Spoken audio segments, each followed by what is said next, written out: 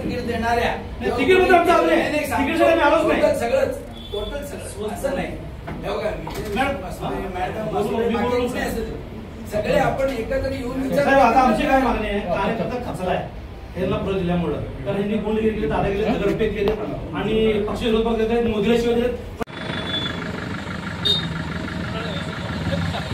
सक्रिय कार्यकर्ता आनंद भोवर, आम्ही आज आपल्या शहराच्या सन्माननीय अध्यक्ष साहेबांना निवेदनाद्वारे आमची व्यथा मांडण्यास इथे उपस्थित पूर्ण प्रभाग 5 मधून जी प्रामाणिक आतापर्यंत भारतीय जनता पार्टीचं काम केलंय, कष्ट केले, बूथ लेवलला थांबून प्रामाणिकपणे भारतीय जनता पार्टीचं काम केले असे सगळे निष्ठावंत आपल्या अध्यक्ष साहेबांना आम्ही आमचं गारानं किंवा आमची व्यथा मांडायला आलो.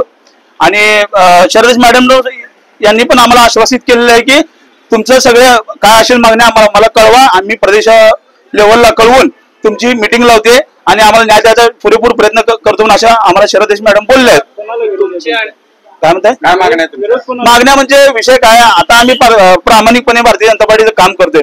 गेल्या लोकसभेपासून गेल्या 1 वर्षापासून जी लोकांना प्रवेश दिलेला आहे, गेल्या 1 वर्षापासून ज्यावेळेस काँग्रेसच्या लोकसभेचा उमेदवार होता त्यावेळेस काँग्रेस म्हणून हीच लोक प्रचार करत होती. नंतर विधानसभेला 4 महिन्यानंतर तुतारी म्हणून आमच्या समोर नाचत होते. नंतर 8 महिने घड्याळ लावून फिरले. त्यांच्या काढा फेसबुकवर त्यांचे व्हिडिओ बघा. त्यांनी फक्त आणि फक्त ही आउट घटकेचा यांनी प्रवेश करण्याचा प्रयत्न केविलवाना प्रयत्न केला. हा ह्यांचा प्रयत्न म्हणजे फक्त 1.5 ते 2 महिन्यासाठी हे आपल्या भारतीय जनता पार्टी पक्षात फक्त आणि फक्त तिकीटसाठी आलेले ही लोक. यांना काही देणं घेत नाही, पक्षाची विचारधारा यांना माहित नाही.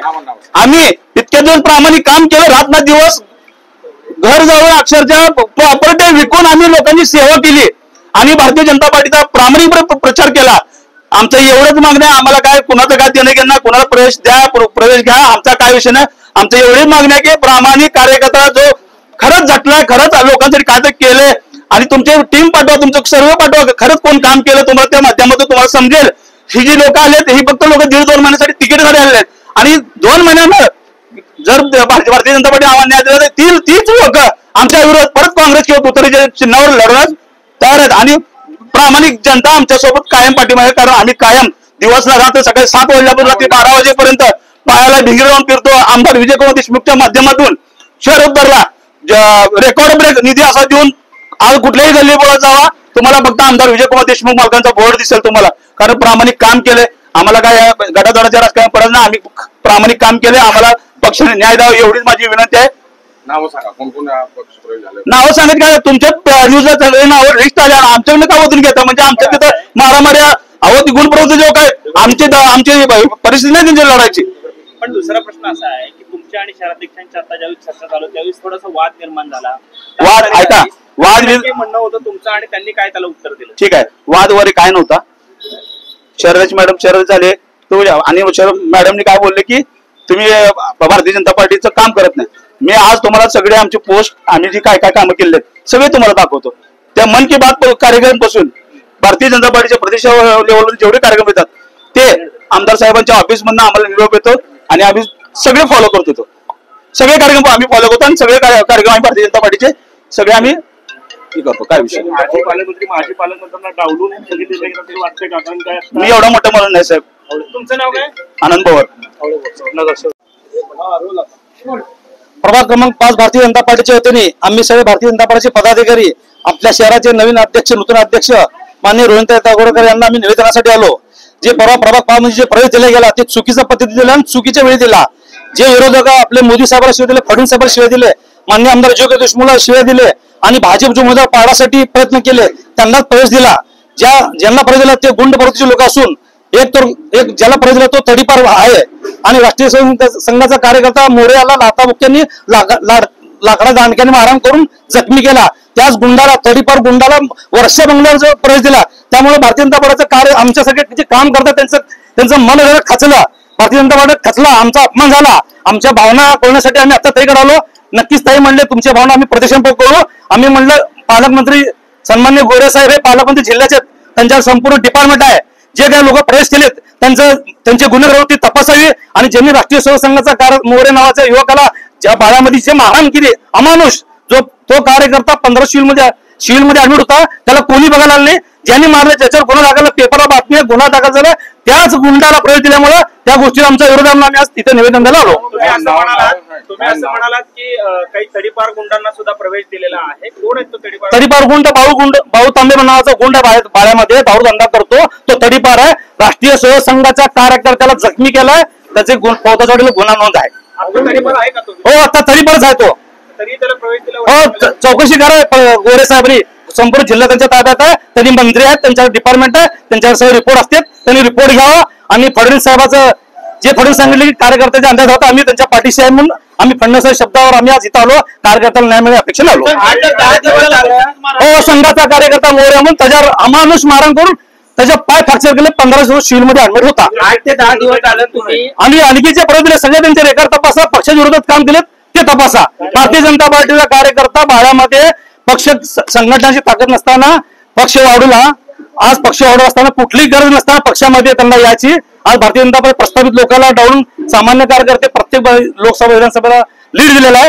तर लीड दिला असताना हे गुंडखोरीचे लोक पक्षात का, असं आमचं सामान्य कार्यकर्ता सवाल आहे. काही दिवसांपूर्वी दिलीप मानेंना प्रवेश द्यायची चर्चा सुरू ते मला त्या आमच्या वार्डापुरतं बोलतो, आम्हाला बाकीचं वरच्या आम्ही बोलू शकत नाही. नाही, आम्ही सहज सांगतो ना, आमच्या वार्डापुरतं आम्ही समस्या सांगालो, आम्ही शहरात राजकारण मोठे नाही. 8 ते 10 दिवस झालं प्रवेश देऊन, आजच कसं काय?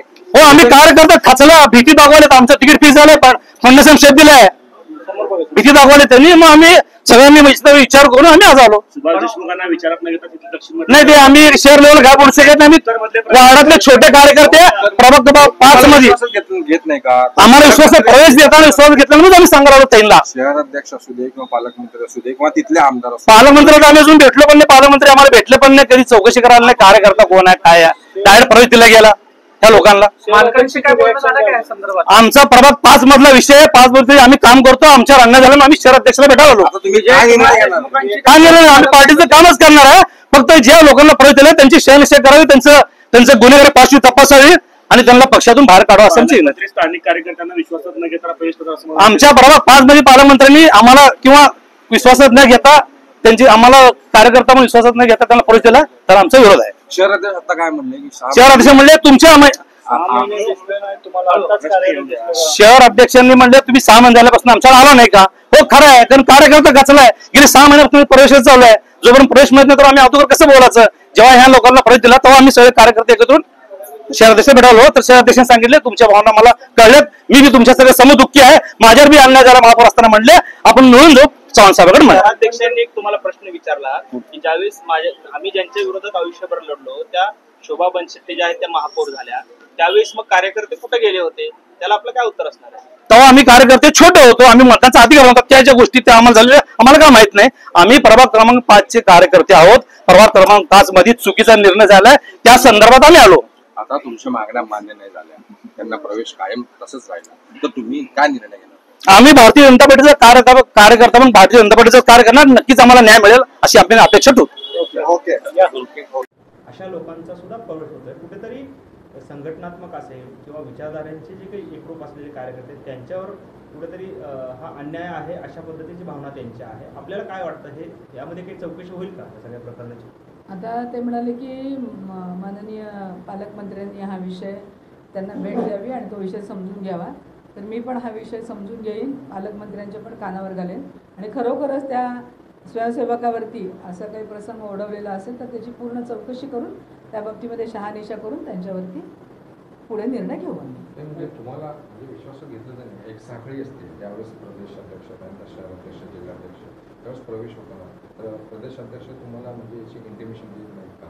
कारण आता ह्याने आरोप केले की तडीपार नेता आहे, तडीपार आहे, गुंड आहे, त्यानंतर लोकसभेला एक पक्षामध्ये काम केलं, त्यानंतर विधानसभेला दुसऱ्या पक्षामध्ये काम केलं, तर आता भाजपमध्ये फक्त तिकिटापुरता म्हणजे 2 महिन्यापुरता ते भाजपमध्ये येणार आणि आमच्या बरोबर बसणार, तर तुम्ही शहराध्यक्ष म्हणून तुम्हाला म्हणजे काही इन्फॉर्म होत नाही? तिकीट देताना प्रदेशाध्यक्ष आणि आमचे स्थानिक कमिटी असतील, त्याबरोबर आमच्या पालकमंत्री असतील किंवा प्रदेशाचे नेते, संघटन मंत्री, 3 आमदार आहेत शहराचे, या सगळ्यांनी या तिकिटाच्या बाबतीमध्ये प्रत्येक मतदारसंघातले त्यांना विश्वासात घेऊनच आपण तिकिटाचं वाटप करणार ना. असं तर काही होत नाही की शहर लेवलवरती शहराचे अध्यक्ष फक्त करतात, असं नाही. सगळे आमदार त्या विभागातले, त्याबरोबर संघटन मंत्री असतात, पालकमंत्री, आणि मग प्रदेशाकडनं हे निर्णय होतात. त्यामुळे तिकीटं देताना हा सगळ्या गोष्टीचा विचार करूनच तिकिटांचं वाटप केलं जातं. पण प्रवेशाच्या बाबतीत काही विचारणा होत नाही का आपल्याला? ते आपल्याला भेटायला आले होते, त्यांनी अनेक तक्रारी ज्या आहेत त्या आपल्यासमोर मांडल्या. त्यामध्ये प्रामुख्याने जे तडीपार गुंड आहेत त्यांना देखील पक्षामध्ये प्रवेश दिला गेलेला आहे. आम्ही निष्ठावान कार्य करतो, आमच्यावर कुठेतरी अन्याय होतो अशी त्यांची मागणी आहे. काय त्याला भारतीय जनता पार्टीने जे प्रदेश लेवलवरती प्रवेश देण्याचा निर्णय घेतलेला होता तो काही इतर पक्षातले असू देत किंवा भारतीय जनता पार्टी सोडून गेलेले पण कार्यकर्ते असू देत, त्यांनी इच्छा व्यक्त केलेली होती येण्याची. त्या संदर्भामध्ये प्रदेशाध्यक्षांना आम्ही त्यांच्याकडे पाठवलं होतं आणि प्रदेशाध्यक्षांनी हा निर्णय घेऊन भारतीय जनता पार्टीमध्ये त्यांना प्रवेश देण्याचा निर्णय घेतलेला आहे. हा शहर पातळीवरचा किंवा आम्ही सगळ्या पदाधिकाऱ्यांनी मिळून घेतलेला निर्णय नसून प्रदेशाध्यक्षांच्या परवानगीने हा आणि त्यांच्याच उपस्थितीमध्ये प्रवेश झालेला आहे. त्यामुळं हा जो निर्णय आहे तो आता त्यांनी जे मला पत्र दिलेलं आहे, त्यांच्या भावना त्या त्यांनी मला कळवलेल्या आहेत, ते आम्ही पत्र प्रदेशाध्यक्षांना पाठवू. त्याच्यावरती प्रदेशाध्यक्ष जे निर्णय देतील ते त्या कार्यकर्त्यांना पण, त्या पदाधिकाऱ्यांना पण आणि तुम्हाला सगळ्यांना पण कळवणार. मागच्या काळात जे आंदोलन दिसतं की प्रदेशावरनं जे प्रवेश होतात ते स्थानिक पातळीवरती कुठलाही विचार न करता प्रवेश होतात दिसतं का? कार्यकर्त्याच्या मागण्या होतात कुठंतरी याच्यामध्ये संवादाची कमी पडते असं वाटत नाही प्रदेशातील? या बाबतीमध्ये प्रदेशाध्यक्षांशी बोलू आम्ही आणि प्रदेशाध्यक्षांना कळवू की बाबा असे प्रवेश होत आहेत. आता पण अनेक लोक पक्षामध्ये प्रवेश करण्यासाठी इच्छुक आहेत. प्रदेशाध्यक्षांशी बोलू, त्यांच्याशी प्रत्यक्ष भेट घेऊन त्यामध्ये प्रदेशाध्यक्ष जे निर्णय देतील त्याप्रमाणे आम्ही निर्णय घेऊ. खरं तर असा एक आरोप या पदाधिकाऱ्यांनी केलेला आहे की प्रवेशाच्या बाबतीमध्ये कसं विचारणा विश्वासात घेतलं जातं, कधी अचानक अशा प्रकारचे पण निर्णय होतात आणि प्रदेशाध्यक्षांच्या संमतीने या सगळ्या गोष्टी होत असतात. त्यामध्ये इथून पुढे प्रदेशाध्यक्षांना विचारून, त्यांना कळवून, त्यांच्याशी सल्लामसलत करूनच अशा प्रकारचे निर्णय होतील. अशा प्रकारची दक्षता आम्ही नक्की घेऊ.